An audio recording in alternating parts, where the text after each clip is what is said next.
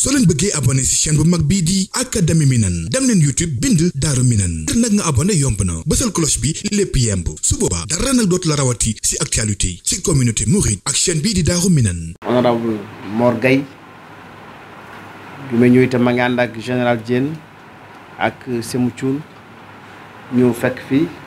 ki nga xamante ne bii waju la ci ñëpp di Serigne Maguette Diakhaté di nuyu mboolem kilifa yëpp di ci ràññee Serigne Mamour mi nekk sama ginnaaw di ko jox nuyoo bi ngir mu jàllale ko ñi nga xam ne xëy na waroon naa leen tudd te ràññewuma leen di am mbégte rek teew fii ci seen biir ndax da ngeen liggéey boo xam ne liggéey bu am solo la moo tax li ñuy jiital mooy di jaajëfal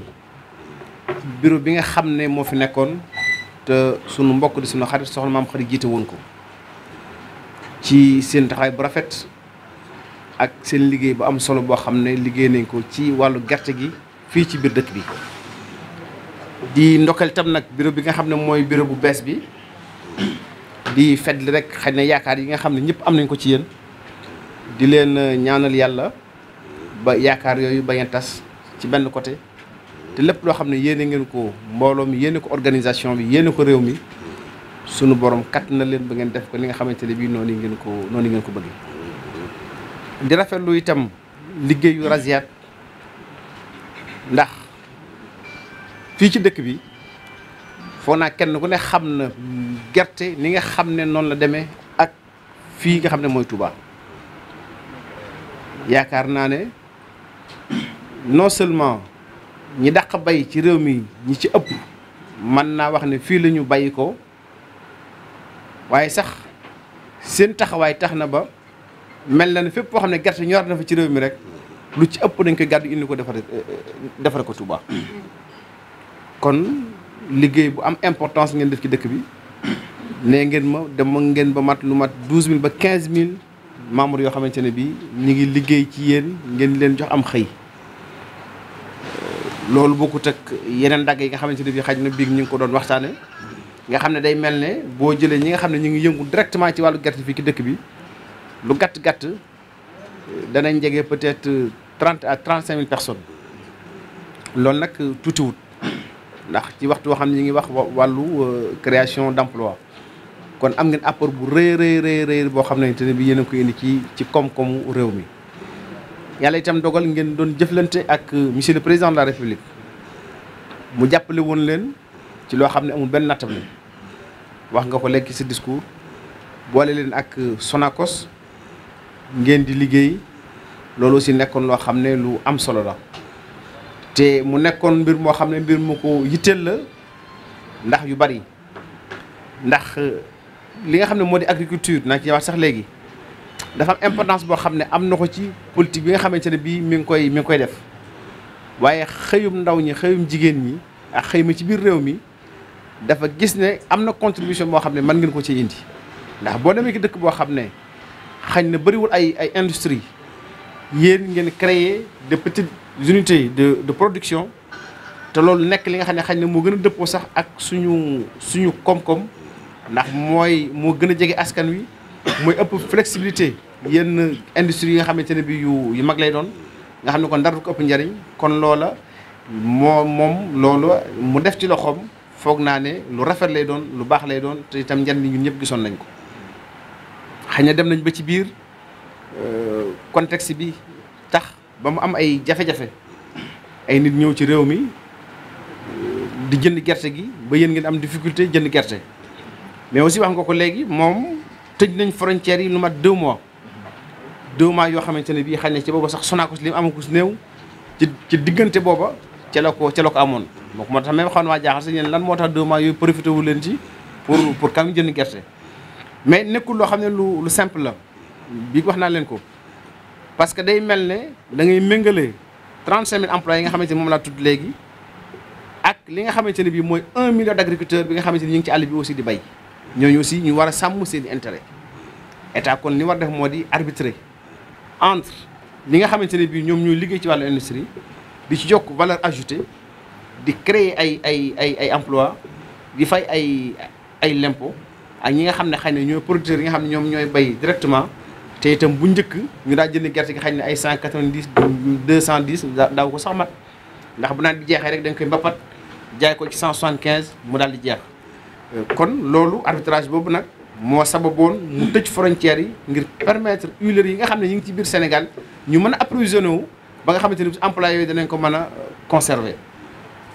mais ñi nga xam ne ñu ngi jóge bitim réew aussi di fi dikk loolu adduna si dafa tijjeeku mën a soti rek jekki-jekki ne génn leen wala amatu leen droit nekk fi loolu si nañ ciy bàyyi xel te loolu ñun war nañ cee xam dara ndax ñaata nit ñoo dëkk Touba gi ñaata nit ñoo dëkk Sénégal nekk bitim réew di fa sutur di fa liggéey Chine googu donc bu ñu fa demee la fa nekk ci ay sénégalais ak la fa nekk ci ay doomi Touba di fa liggéey kenn xamul nu mu toll kon équilibre boobu aussi nañ koy bàyyi xel ndax aussi àdduna si du kenn ku nekk da ngay dund yow rek loo neex def da nga seq ak ay réew di jëflante kenn ku nekk am respect boo xam ne da nga ko jox sa morom mais la ci am solo rek moo di kenn ku nekk day sàmm ay intérêt sàmm ay intérêt doomam kon ñoom bu ñu fi dikkee aussi andi fi xañ na comme mu bari dem ci àll bi di jëndi gerte lu néew 320 francs baykat yëpp jóg daal que ñii baax nañ ñun ànd ak ñoom loolu kon xam nga aussi dina am noo xam ne noonu la état bi mën a doxe ngir indi solution ci problème bi loolu nag li ci ëpp solo mooy li ngeen wax léegi mooy toog waxtaan c'est ça la solution ndax ay pexe moom munta ñàkk ay pexe munta ñàkk donc mais foog naa ne toog waxtaan yi bu continuer wala bu fekkoon dakkoon na aussi ñu wéyal ko tàmbali ko na nga ni jëm ca campagne agricole ba waxtu muy dikk foog naa bala ñu ca àgg mën nañu am solution yoo xam ne solution yu durable lay nekk yoo xamante ne bi aussi yéen ci seen wàllu bopp li ngeen war a am ci gerte di ngeen ko mën a am ba mën a conserver emploi yi ngeen am surtout nag ambition bi nga xam ne aussi am ngeen ko mu di formaliser secteur bi ndax loolu dafa am solo mais aussi mu di dem même ba taxawal benn raffinerie boo xamante ne bii bu mag lay nekk donc de plus de 3 milliards foog naa moom nga lim donc loolu aussi foog naa ne day bokk li nga xam ne day participer ci li ñuy woowee donc la relance économique kon foog naa solution mënut a ñàkk am na ay piste de solution yoo xamante ne bii dégagé nañ ko mën nañ ci waxtaan xool ba xam naka lañ ci juboo ñële danañ mën a ñëw jënd gerte ci biir réew mi moo xam dañuy yem Ndakaaru wala dañuy yem Touba bañ a dugg ci àll bi moo xam dañ leen di obligé également ñu transformer une partie li nga xam ne moom la ñuy jënd diw moo xam aussi dañ leen obligé donc ñu jaay une partie raffinerie yi moo xam également état bi day obligé ñi nga xam ne mi ngi leen di subventionné di leen seen gerte yéen par force da ngeen koy jaay ñi nga xamante ne bi ñu ngi defarat diw gi am nañ solution donc loolu ay pexe la yoo xamante ne bii fu ci nekk rek état mën na fa en tout cas levier la boo xam ne mën na ko actionné ngir ñu am ci pexe mais loolu nag toog waxtaan moo koy sabab loolu aussi ni ngeen ko sàkkoo ak ñu itam luñ ci man dinañu ko def ngir que concertation yi mën a am waxtaan yooyu mën a nekk ndax li ngeen ci amul lépp aussi ci waxtaan la juddoo woon te foog naa ñi fi nekkoon ba tey jii ñoo fi nekk pas-pas bi mi ngi fi expérience bi yokku na kon xarañte gi yokku na rawatina ci contexte bi ñu toll nag nga xam ne lépp dafa jëm ci wàllu création emploi wàllu agriculture aussi nekk loo xam ne dafay lu am solo ci li nga xamante ne bii moo di politique du président de la République parce que bu ñu delloo ci programme de bi nga xam ne moom lañ tëral ñu ko woowee PAP 2A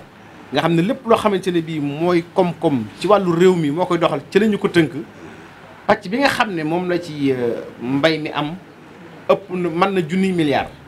boo xam ne lépp dañ koy def ci wàllu mbay mi kon loolu foog naa lu am solo la ñu gis itam mbay mi jamono yi nga xam ne ci lañu toll résultat yi nga xam ne ñu ngi koy am daaw am nañ lu mat 1 million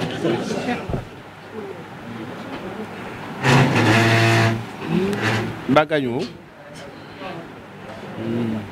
ndeysaan siège dafa xaw a kii tuuti yàlla baax na donc daaw ci gerte gi li nga xam ne am nañ ko foog naa production record la loo xam ne nee nañu mën na 1 million 800 mille tonnes donc loolu mooy li nga xam ne moom lañ déclaré ne am nañu bu ñu demee ci production céréalière bi aussi la même chose tey Sénégal li mu soxla ci lu muy dundee 95% yi tey jii ñu ngi koy béyee ci wàllu réew mi bu dee ci wàllu ceeb bi liñ ci am mën na 1 million 400 mille tonnes kon ñi ngi def ay production record mais gerte gi ñu bay ko rek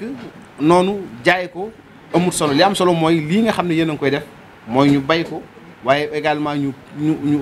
transformer ko ci biir réew mi yokk ci valeur ajoutée foog naa loolu mooy li nga xamante ne bii mooy li ëpp solo te yéen ci loolu ngeen nekk. kon xam leen ne vous êtes des partenaires privilégiés de l'État dans la création de valeur ajoutée, dans la création d'emplois, mais également donc dans l'émergence du Sénégal. Donc loolu moom mooy li wér te loolu sikk wut amul benn sikk sàkk kon nag li ki des moo di ne ñu toog waxtaan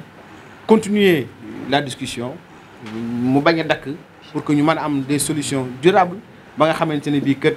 baykat bi duñ ko xañ li nga xam ne mooy àqam ci su bayee ba noppi wante aussi yéen yi nga xamante ne bii aussi yéen yi nga am une contribution significative ci li nga xam ne mooy développement réew mi yéen itam ñu permettre leen ngeen mën a jënd gerte man koo transformer mën a conserver seen i emploi mën a également am loo xam ne di nga ko suturloo ak surtout aussi li nga xam ne yéen a koy participer ci dëkk bi muy social bi nga xam ne yéen a koy def ci sëriñ bi ci màggal yi ci kuréel yi nga xam ne nekk na fi di dimbali ñëpp loolu aussi dafay loo xam ne lu rëy a rëy la parce que solidarité boobu dafay mel ne moom moo téye réew mi ndax boo mënee benn yóbbaale sa morom bala nga yóbbaale mbooloo loolu dafay am solo kon loolu mënee su ko ñàkk aussi rafetlu bu baax a baax kon daal peut-être kaddu yi du gudd ñu ngi leen sant di leen gërëm di leen xamal ne lii ngeen di def lu baax la ñu ngi leen ci doole ñaax ñi ngi leen di en tout cas ñi ngi félicité ñi nga xam ne ñoom la ñu fal tey jii ngir ñu war a continuer ci jamono yi di ñëw ngir di doxal li nga xam ne mooy kuréel gi di la xamal ne donc suñu ubbi ko ci yéen am na pour qu'ensemble ñu mën a dox pour jéem a trouver des solutions ci li nga xamante ni mooy jafe-jafe yi ngeen dund ñi ngi sant ñëpp di gërëm ñëpp wasalaamaaleykum wa rahmatulahi taala wa barakatuh. ndaxte bi ñu joxee invitation bi keroog dañ doon xelmat ban genre ban kuréel la ban association la lan la ñuy yëngatu waaye bi ñu jokkaloog secrétaire général am ay tegtal yu ñu jox ñu xam ne lu am solo la liggéey bu mucc ayib moo fi nekk moo tax ñu war cee fekk c'est presque sous-préfet moo waroon ñëw sax mais dafa am ci lu mu nekk waaye ñun bu liggéey amee rek dañuy dem amul samedi amul dimanche su waree am liggéey rek dañuy dem te li ñuy dégg fii dal na xel je crois que bi jàngat naa ci lu bëri bi ma jëkkoog secrétaire général téléphone mu am lu ma ci junj tuuti ma ñëw dégg fii encore kon may rafetlu te def naa du ma dugg ci biir daanaka monsieur le ministre wax na lépp li ci ne ci biir en matière de politique d'agricole ak yooyu ñoom seen di rafetlu rek di naan daal dinañu ànd ak yéen accompagner leen lépp loo xam ne administration war na cee taxaw au niveau territorial ba ñu remonté ko dinañ ko def mais am na chance aussi am kilifa boo xam ne mën na jokkoo président nu mu ko neexee loolu tamit mooy direct mooy ligne directe ñun il faut que jaar préfet jaar gouverneur remonté ba ministère loolu yëpp day am jafe-jafe loolu tamit chance la aussi li ñu am donc di rafetlu jotaay bi mu ni bugguma ci woon wax naa ko sax ñun bu ñu nekkee ak suñu kilifa ci ginnaaw rek la ñu bootu toog yegg suñu njàmbur mais loolu mu jéggal ma aussi wax ci rek bëgg a rafetal rek moo tax ma wax ci jërë ngeen jëf merci. question bu njëkk bi maanaam ndax defuñu bilan def leen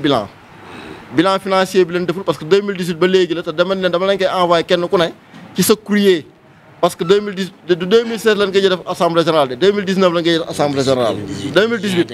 juin 2018 lañ koy def assemblée générale. donc du nekkul 2016 te li tax defuñu assemblée générale daaw dañoo waroon koo def mbas mi ñëw indi ay problème ren ji sax dañoo forcé parce que ku ne xam ne mbas mi jeexagut te ñëpp ñi doon laaj ñu def assemblée générale li naan nag huis clos amu ci. c'est-à-dire ñun ñi fi nekkoon dañoo am yéene liggéey bi présenter suñu équipe boobu nag mbooloo mi ñi ci ëpp buñ ko rejeté woon heure bii kon ñu ngi wax ñeneen ñu fiy nekk waaye dañoo def élection te ci démocratie leen nekk man su ma neexoon ma tëju sama néeg def sama bureau ñoo ne leen lii laa leen indil buñ ci mbooloo bi d'accord mais man defuma loolu ay nit laa woo lu mat fukki nit ak juróom ñu toog waxtaan bu du woon téeméeri nit du sotti biñ toogee waxtaan ñu ne kat ñii ñoo war a seq liggéey bi ñu présenté leen ko parce que it man mi koy jiite ki nga xam ne moom moo nekk secrétaire général bu du fi indoon beneen secrétaire général mën naa am du ma mën a def ak moom Abdou Fall mii def trésorier démb 11h ci guddi laa ko fekk këram yóbbu ko sëñ Cheikh Abdou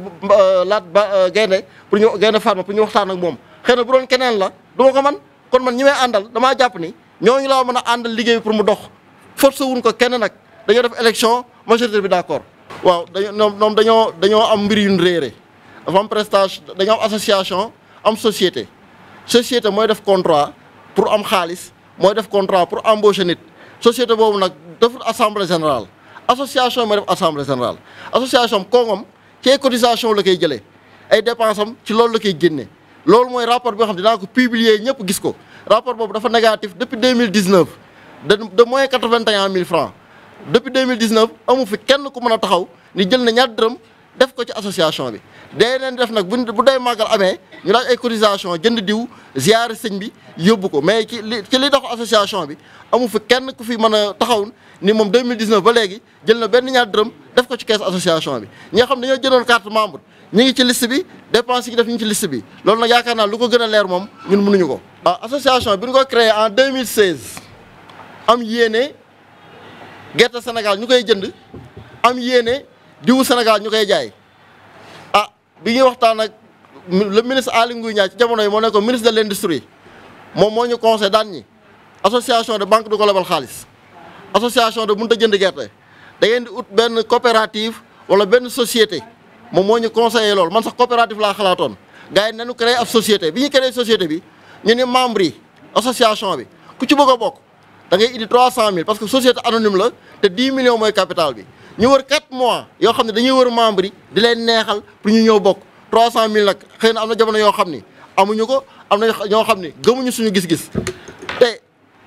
te ñi nga xamante ne nii joxe nañ ci képp ku joxe sa 300 000 tey boo bëggoon a jaay loolu 3 millions mën na la koo jaayal te ñi nga xam ne nag bokkuñu ci am nañ yéene ñun en tant que association waxtaan ak waa société boobu ñoom ñu ubbi société bi ba képp ku bokk ci association bi bokk ci société bi waaye loolu nag waa société bi actionnaire yi démb rek le monsieur le maire Abdoulaye Ka nga xam ne société bi la bokk mu ngi may woon naan ma société bi fu mu toll an seen dividende te moom pour mu bokk ci dañ koo wër loo moom parce que neexul gis kon la ñu def ba kooku bokk yaakaar naa def na ñeneen ñi kon mënuñu amuñu information waaye koo xam ne nag ba ñu créé société bi yaa xëyti yow yaa nga Canada wala yaa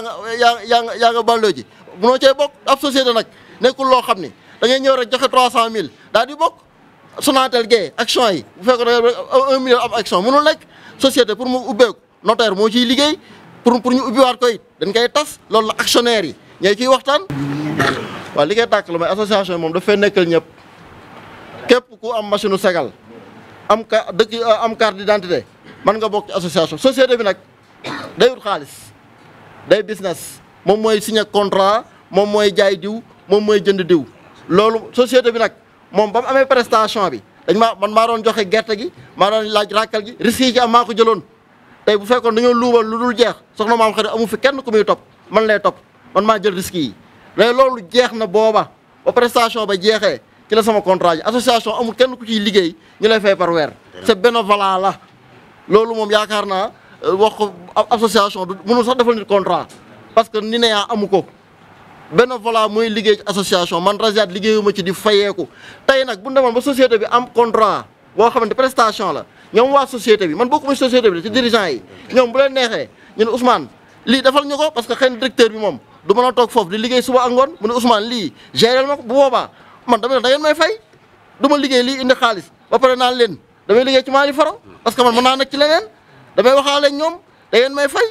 li ngi may fay bu ñu ci d'accord ñu liggéey bu ñu ci d'accord ñoom ñu jël keneen mais amul leen lu leen obligé ñoom ñu liggéey ak man parce que directeur général société bi mi ngi fi président conseil d'administration mi ngi ci man kii mooy administrateur bi man membre conseil d'administration kese laa fa te 12 membres ñoo fa nekk actionnaire laa fa mais loolu moom yaakaar naa leer na ab société association bi nag moo fi nekkal ñëpp société bi nag day business te bañ koy créer waxoon nañ ñëpp ku ci bëgg a bokk nga bokk te Agropole yi dañ faa bëgg a dem balañ faa dem membre association bi yëpp man en tant que président association bi dinaa xeex ba membre yëpp ku ci bëgg a bokk ñii ñu ubbil ñu seen bunt ñu bokk ci société bi parce que dañoo bëgg lu ñuy gagné nu gagné ndoo ko. soo leen bëggee abonné ci chaîne bu mag bii di Académie Minane dem leen YouTube bind Daaru Minane ngir nag nga abonné yomb na bësal cloche bi lépp yemb su boobaa dara nag dootu la rawati ci actualité ci communauté mouride ak chaîne bii di Daaru Minane.